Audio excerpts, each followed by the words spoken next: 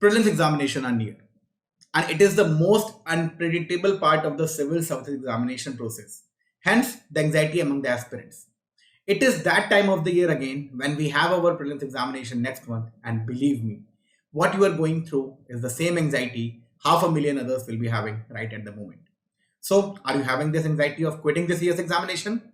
If yes, then please don't. Before the examination, we all think, have I done enough? I surely might have missed something. Or what if I go blank in the paper? And most importantly, let us skip this year's examination and prepare for the next year prelims. I will be able to do a lot better. What really needs to be done here is remember the hard work you have put in, see your performances in the mock test, and recollect the amount of effort it has taken to reach where you are right now. Is it worthwhile to quit at this stage? No. Hello everyone. Wearing this Superman t-shirt, I am Parth Tharma, and on behalf of Team Civilsdaily, I welcome you all on our YouTube channel. Anxiety and nervousness before an examination is but natural. And when the exam is UPSC Civil Service examination, it is at its peak. Let me share my personal experience. In my first attempt in 2012, yes, I'm that old, okay. In my first attempt in 2012, I could not sleep properly because of anxiety days before prelims. I felt like quitting. Luckily, it didn't hinder my performance to a great extent, and I managed to clear prelims in my first attempt with great marks. Then I thought I'm the only one having the issue, but in the last half decade of my association with Civilsdaily, I realized this is quite natural with almost all aspirants, and they all feel like quitting it before their prelims. Well, please don't. Do not quit. Why? Because again, it is natural, and also because you're not alone in this feeling. So, what is this anxiety? Let's try to understand what is this anxiety of quitting and how to control it. Anxiety is typified by exaggerated worries and expectations of negative outcomes in unknown situations. And what is this unknown situation? Your upcoming prelims examination, right? Thus, anxiety is fear of an uncertain situation. Uncertainty brings anxiety, and this thought chain asks us to quit the examination altogether or focus for the next year's prelims, right? But what can be done? What should be the mantra? The first mantra is recognize what is in your control. Recognize what is in your control. You don't worry and think about what would be there in the prelims examination hall or what will be there in the prelims examination paper, because that is not in your control. What is in your control is that you put your time to the best of its use. Obviously, it is not worrying about the examination. Stop worrying about things you cannot control. Don't put your hope and all your life value in something you cannot control. Okay? Maybe not literally, but worrying about it certainly is not happening. Of course, you have to take tension. Tension is good. Tension means that you have done good enough of hard work and still you are not hopeful for the positive outcome of the result. But still, the extremity of any anxiousness or extremity of any nervousness is bad. Okay, so step aside and ask yourself these questions which are you're seeing on the screen. What exactly am I anxious about? Can I control it? No. What is in my control? My own preparation, my own studies, my own syllabus coverage, my own mock test, right? So what is outside my control? I have no control outside. I cannot predict what the paper will be. So if there is something which I cannot control, why should I fret about it? And can I do one thing which is in my control? Yes.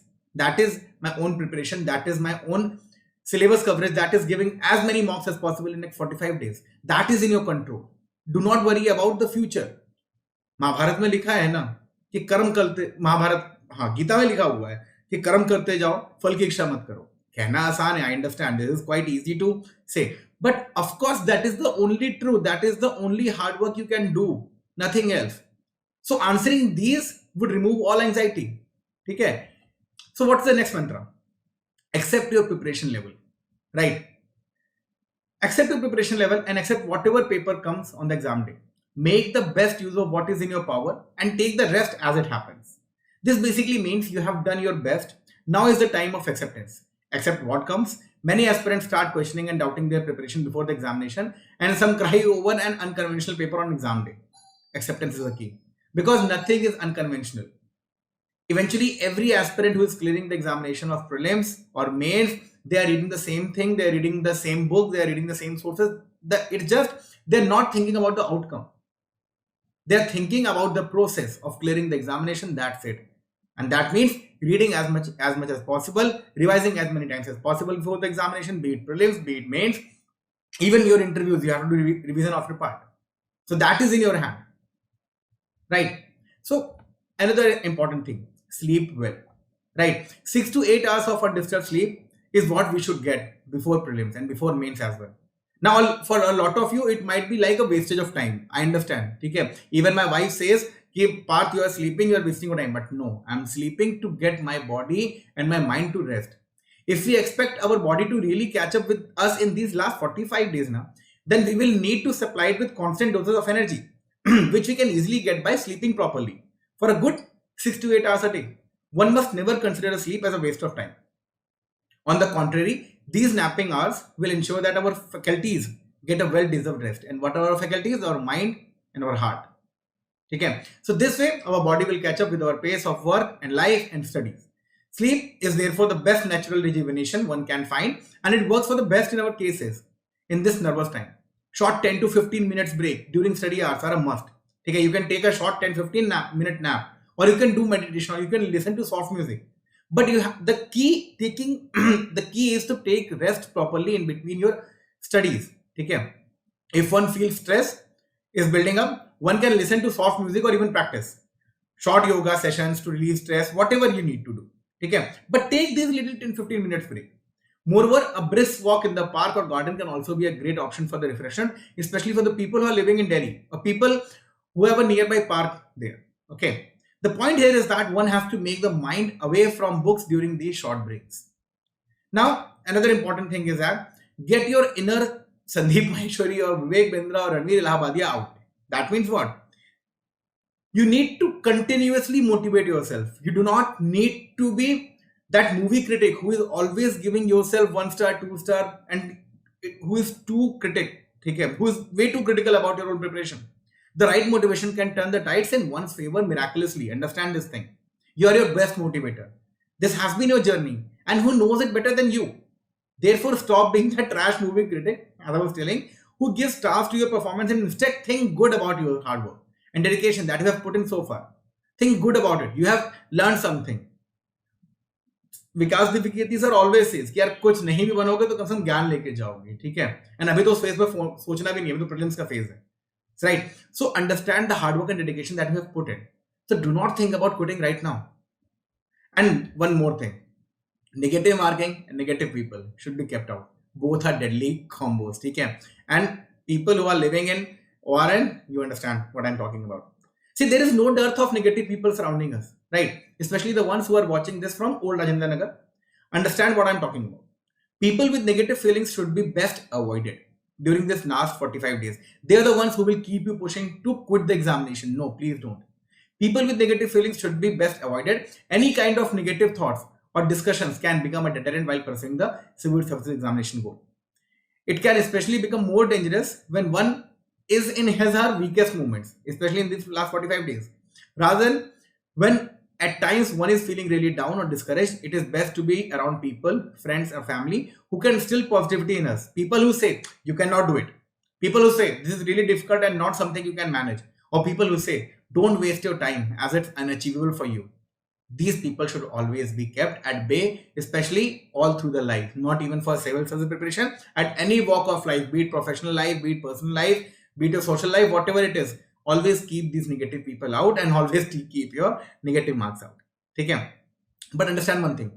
While I'm talking about negative people, you have to have that social life as well. Okay? Therefore, avoid social media. Avoid scrolling the reel section of the Instagram or Facebook or YouTube. Okay? But say yes to the social life. Okay? It is one of the most prominent myths related with the civil service examination that staying away from your social life is critical for one's success. One can think that becoming the modern day version of a hermit, sadhu, sant, can assure us of our success. Okay? But on the contrary, completely shutting off our social life can become one of the main reasons for a burnout. So a mindful social life is also important to avoid burnout and to achieve success in the prelims examination plus your mains examination. Okay? And also keep one thing important. Trust your family, trust your friends and trust your mentors. Right? See, talking to a parents, mentors more often, it helps really good. Okay? I did it really well during my preparation. I used to be constantly in touch with my father, who was an IPS officer. because he himself had gone through the whole rigorous thing of clearing the prelims and mains and interview in his own days. So he knew what I was going through. Therefore, sometimes parents or mentors may be the ones who can lift our mood greatly. This is because there is a sense of assurance and they are the ones who meant the business for us. And they are always feeling good for you. Talking to them or seeking their guidance is going to help immensely whenever a sense of helplessness or a feeling of confusion engulfs the mind, especially in these last 45 days. At times, we may even have that one or two close friends or relatives who inspire us and help us elevate our motivation levels. So keeping in touch with such folks is gainful and therefore very much recommended. Right? And therefore, अपना time आएगा boss. विकास Dwivedi sir, जिनका मैंने नाम लिया अभी, ठीक है, Vikas Divakiti sir once said in the interview with the Lallan Top that before starting the preparation of UPSC civil service examination, one must prepare to prepare for UPSC examination. It is a very deep line, ठीक है. This is a zero-sum game. Understand this thing. Some people will get selected and some will miss out. But that doesn't mean that we were not suited here. लगे रहोगे तो exam जरूर clear होगा, छोड़ दोगे तो पक्का क्लियर नहीं होगा. I've seen this with my own eyes. One of my really good friend, he cleared the examination, state civil service examination, after what? If I'm not wrong, 11 years of hard work.